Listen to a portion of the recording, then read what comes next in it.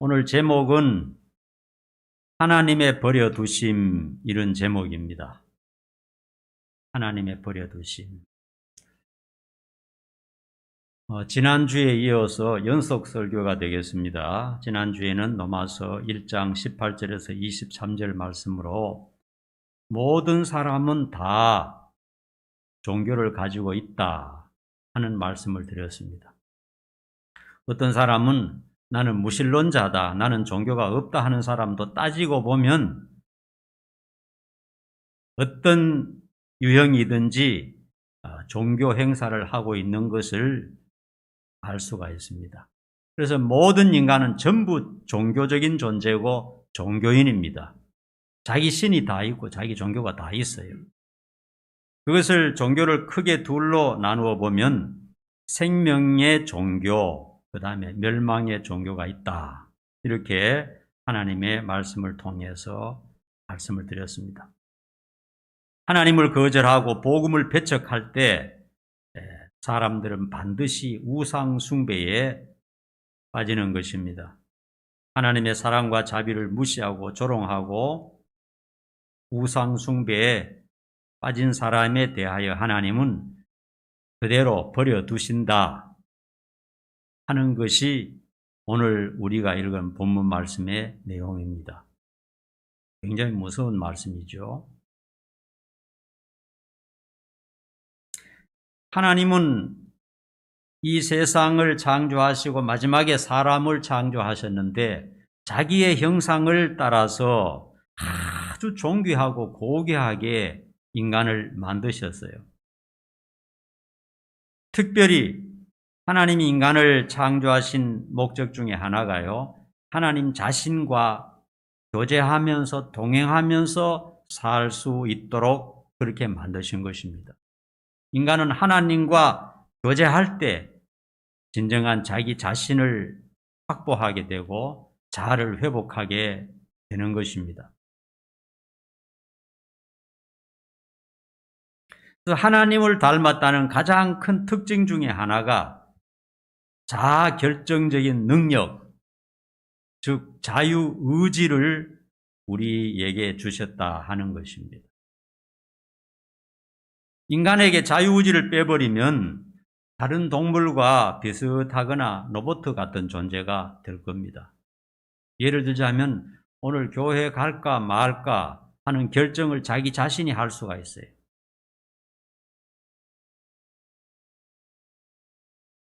회사는 돈이 걸려있기 때문에 자기 의지에 상관없이 나가야 되는 겁니다. 돈이 걸려있기 때문에.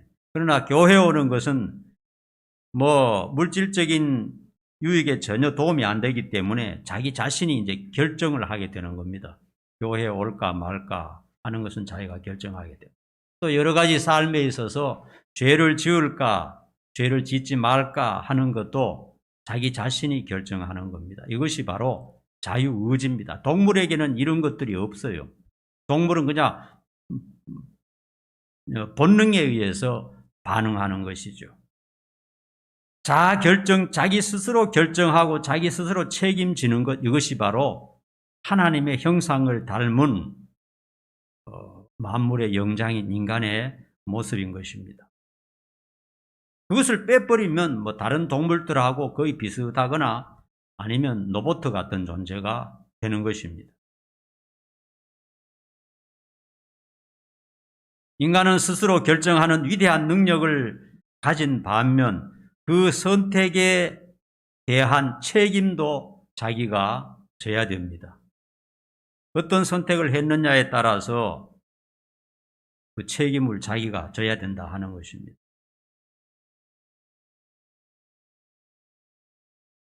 인간이 불순종과 고집으로 방종할 때 하나님은 그거를 일일이 막지 않습니다. 일일이 막지 않으시고 그대로 허용해버립니다. 하고 싶은 대로 하면서 한번 살아봐라. 이렇게 허용을 한다는 것입니다. 오늘 본문 말씀에서 우리가 읽었지만요, 3번에 걸쳐서 하나님이 버려두신다 하는 말씀이 나왔어요. 오늘 이 말씀이 무엇을 의미하는지 한번 고민을 하는 시간 되기를 바랍니다. 첫 번째로 우상숭배에 내버려 두신다 하는 것입니다. 24절 한번 우리 다시 읽어보십시다. 24절 다 같이 시작. 그러므로 하나님께서 그들을 마음의 정욕대로 더러움에 내버려 두사 그들의 몸을 서로 욕되게 하셨으니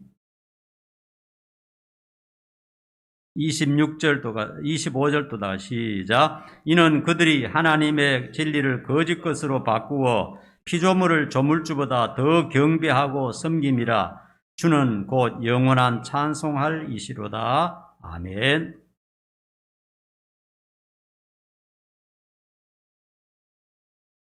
자, 여러분, 죄 중에서 가장 큰 죄가 뭡니까?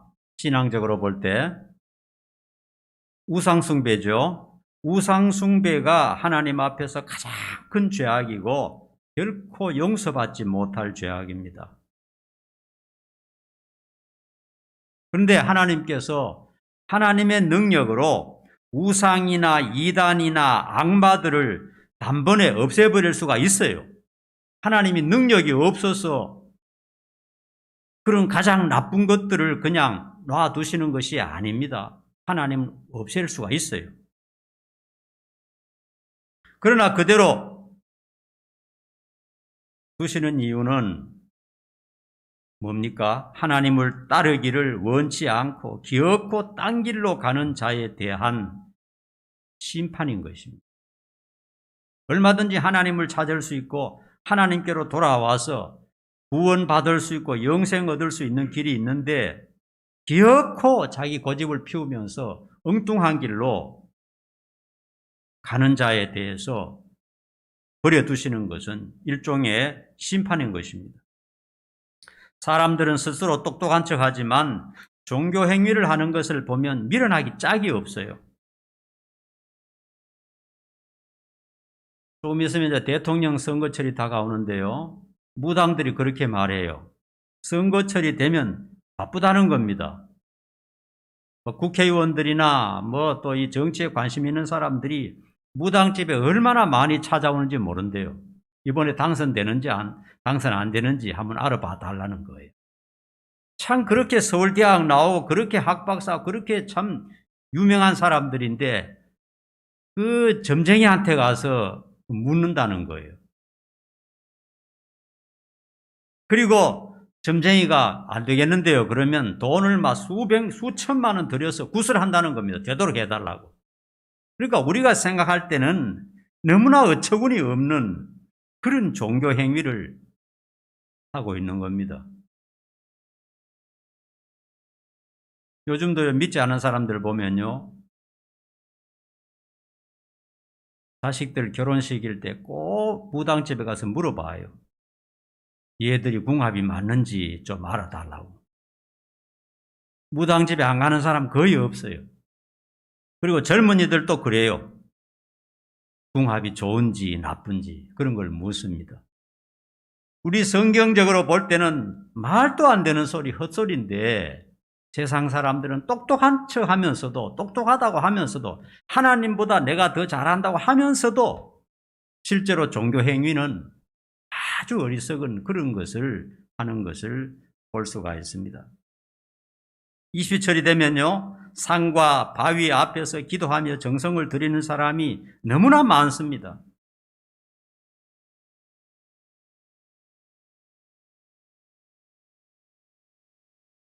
그래서 사람들은 자신을 스스로 격화시켜버리고 자기의 몸을 욕되게 하는 그런 종교 행위들을 한다고 오늘 말씀하고 있습니다. 여러분, 이 세상에 악한 일을 하는 사람들을 보면서 이런 생각을 가끔 하죠. 왜 하나님께서 바로 저 사람들을 심판하지 않는가? 히틀러같이 사람을 수백만 명 죽인 사람 왜 하나님이 당장 목을 쳐버리지 않는가? 한 사람 죽이면 끝날 텐데 이런 생각을 하게 됩니다. 북한의 독재자들을 그냥 없애버리면 되는데 하나님이 하실 수 있는데 왜 그냥 두면서 이렇게 고통스럽게 하느냐? 이렇게 생각할 수 있죠. 그런 생각이 듭니다. 그리고 뭐 신천지 이단 저거 완전 새빨간 거짓말 하는데 하나님 그냥 다 없애버릴 수 있는데 왜 그냥 자꾸 번성하게 하느냐. 신천지가요 요즘 또 계속 전도하러 와요. 교회 목사님 만나겠다고 전도하러 신천지에서 옵니다. 하나님이 그런 것들을 그냥 당장 처벌할 수 있는데, 그리고 온갖 미신과 그 다음에 말도 안 되는 종교행위, 이단 행위들 이런 것, 또 그 다음에 악한 독재자들, 살인자들 그냥 당장 없애버릴 수 있는데 우리는 의문을 가집니다. 왜 하나님이 그런 사람들이 잘 살고 잘 먹게 내버려 두느냐, 이런 생각을 가질 수가 있어요. 세상의 암덩어리 같은 그들을 왜 당장 죽여버리지 않는가? 하나님은 그럴 능력이 있는데, 그런데 오늘 본문 말씀을 통해서 우리가 깨달아야 됩니다. 하나님은 그런 자들을 당장 심판하시지 않으시고 내버려 두신다 하는 것입니다. 악한 자들도 그냥 내버려 두시는 것입니다. 왜 그렇게 하실까요?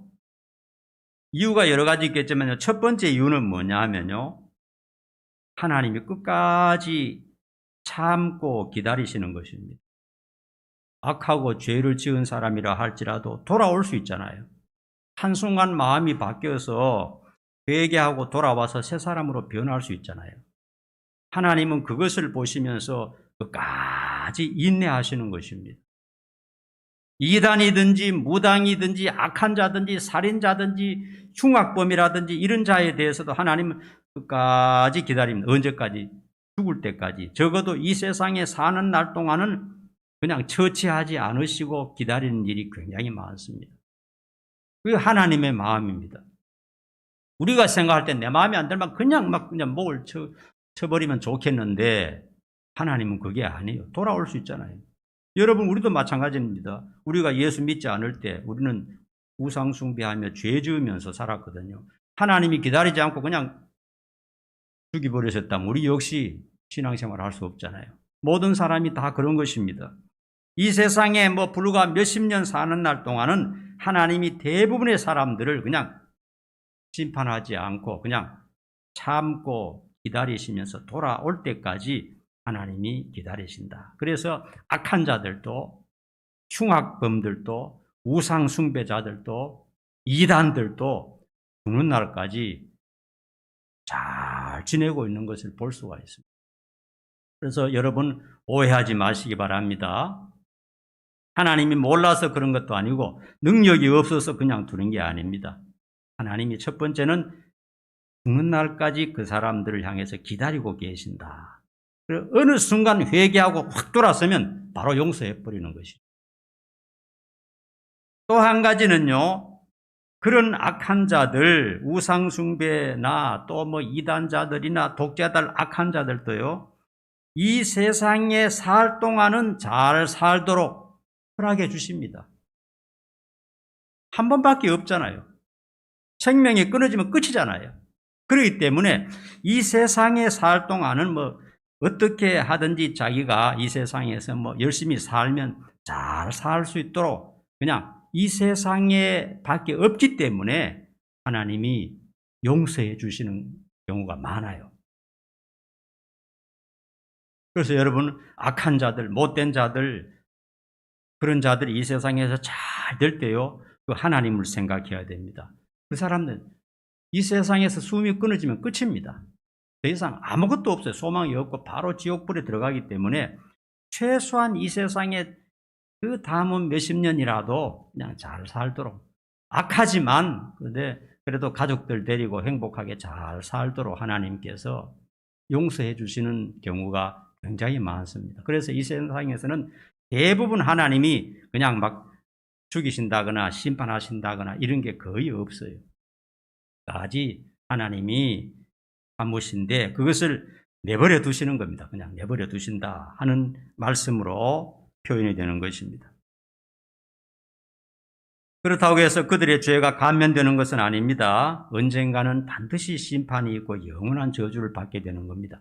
하나님이 내버려 두시고 기다리시는 동안에 그냥 변해서 하나님 앞으로 오면 참 너무너무 복된 것이죠. 그러나 끝까지 뻗치면 심판이 그에게 따라오는 것입니다.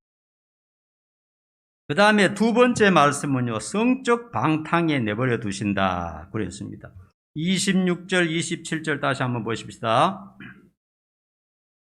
같이 시작. 이 때문에 부끄러운 욕심에 내버려 두셨으니 곧 그들의 여자들도 순리대로 쓸 것을 바꾸어 영리로 쓰며 그와 같이 남자들도 술을 뿌리고 서로 향하여 음욕이 불릴 듯 하기에 남자가 남자와 더불어 부끄러운 일을 행하여 그들의 그릇 때문에 상당한 보응을 그들 자신이 받았느니라.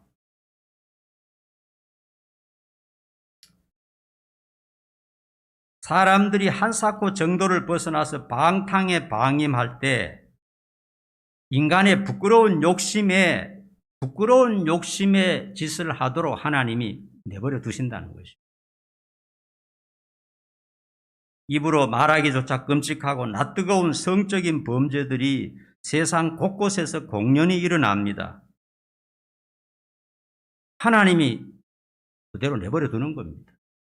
하나님이 정리하실 것도 같은데 이렇게 악독하고 이렇게 하나님을 대적하는 것을 그냥 심판하실 것 같은데 하나님이 내버려 두신다는 사실입니다.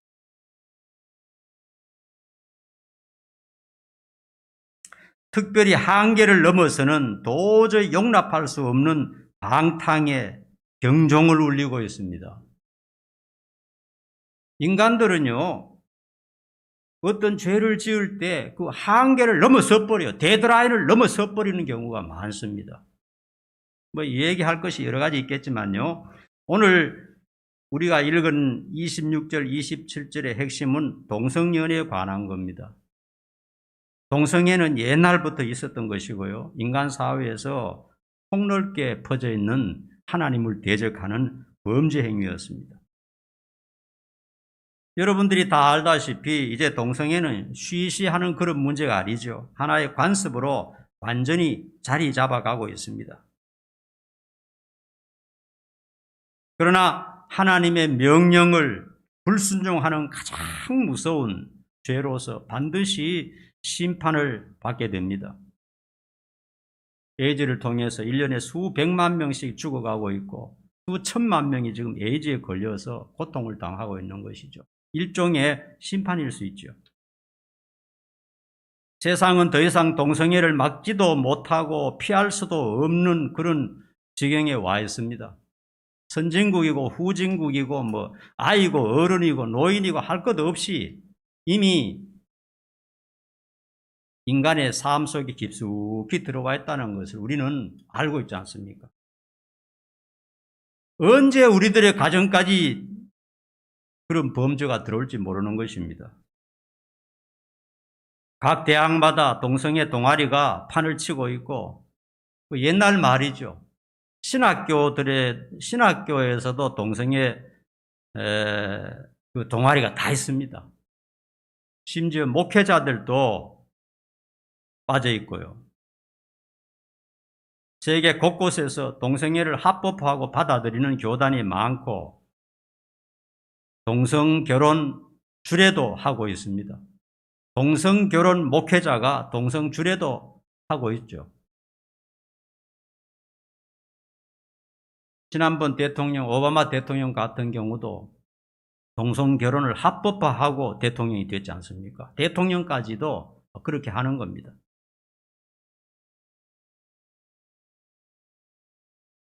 성경적으로 보면 너무나 부끄럽고 방탕한 죄악이 서서히 합법화되고 있는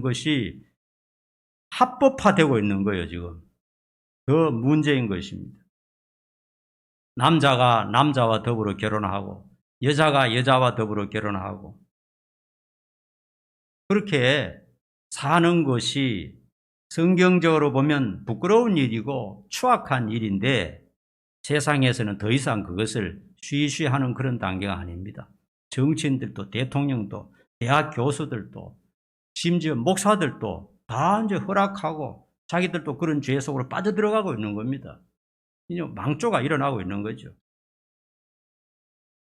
평등법이라는 것을 이제 계속 제정을 하려고 합니다. 그 평등법 세부 내용에 들어가 보니까요. 그것이 제정이 되면 초등학교부터 이 동성애가 합법화되고 나쁘지 않다는 것에 대해서 가르쳐야 된다는 겁니다. 그걸 뭐라 그러죠? 성소수자라 그러죠. 성소수자에 대한 인권을 보장을 해야 된다. 동성애자들이나 아니면 이상한 성적 방탕에 있는 사람들을 무시하거나 욕하거나 업신여기면 안 된다 하는 것을 어린 아이들 때부터 교육을 시켜야 된다는 겁니다. 동성결혼도 합당한 것이고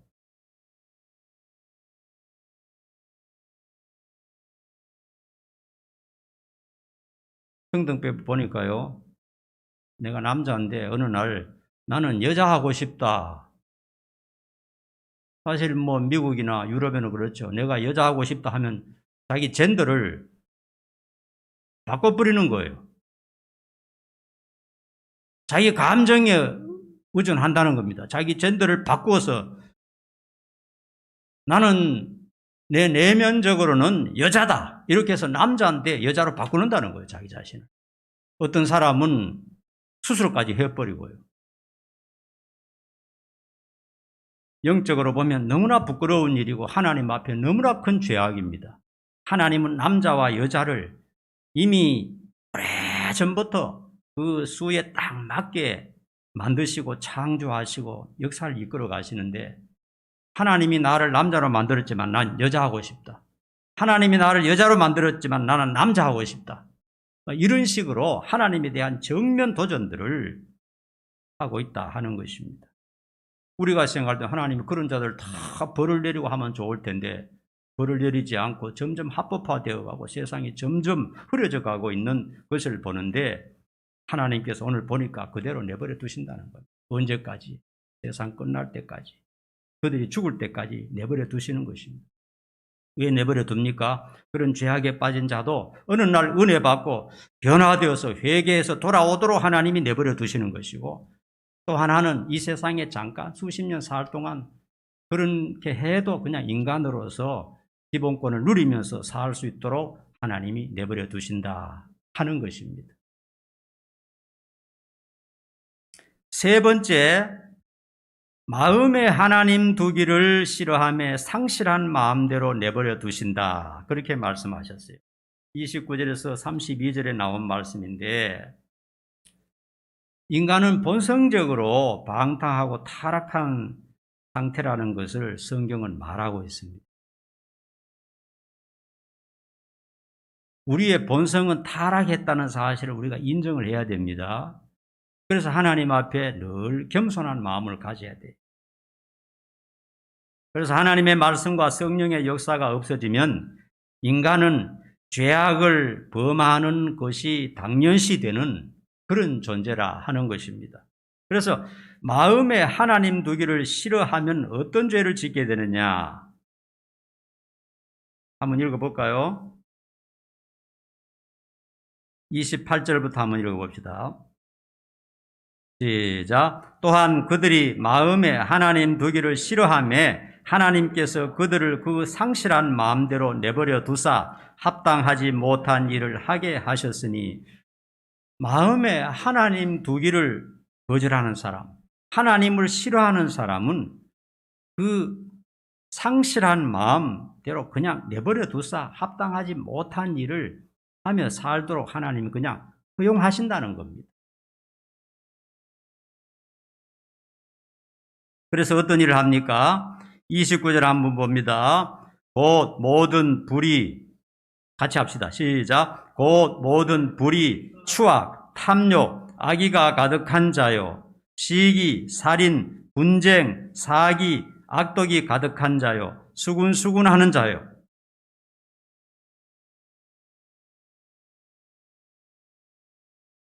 이런 도덕적인 죄악들에 노출되어서 산다는 것입니다. 겉으로는 아무리 꾸민다 할지라도 성경이 정의하기를 마음속에 하나님과 하나님의 말씀이 없는 자는 기본적인 삶의 습성들이 이런 것이라는 겁니다.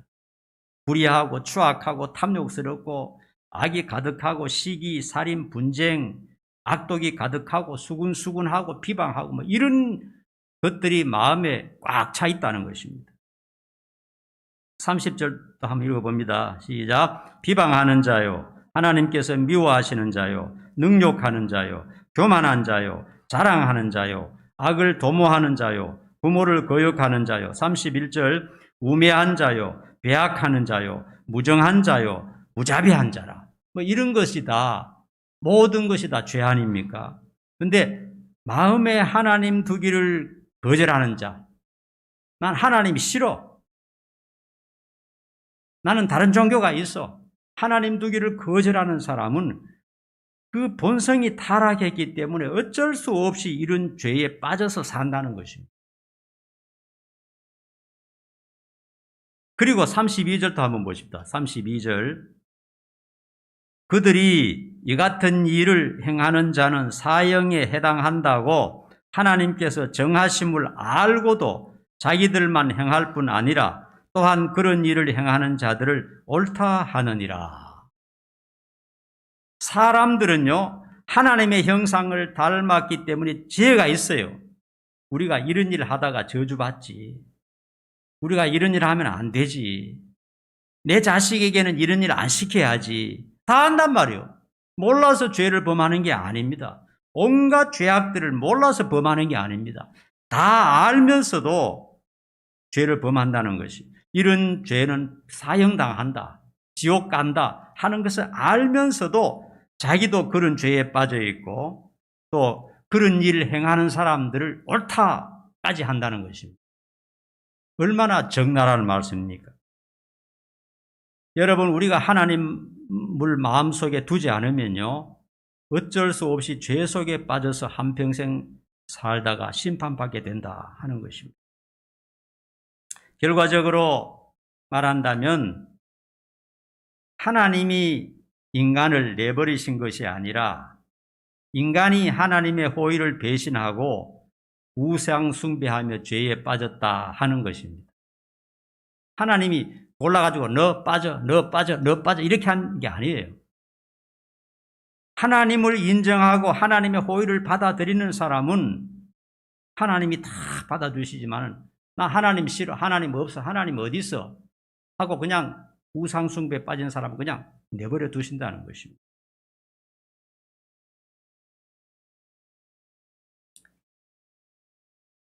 인간은 자기의 자유의지로 창조자 하나님을 찾고 순종하고 섬길 수 있는데 자기의 어떤 죄의 욕망에 따라서 하나님을 거역하며 죄에 빠진 것입니다. 그럴 때 하나님은 그래 좋아, 하고 싶은 대로 하면서 한번 살아봐라.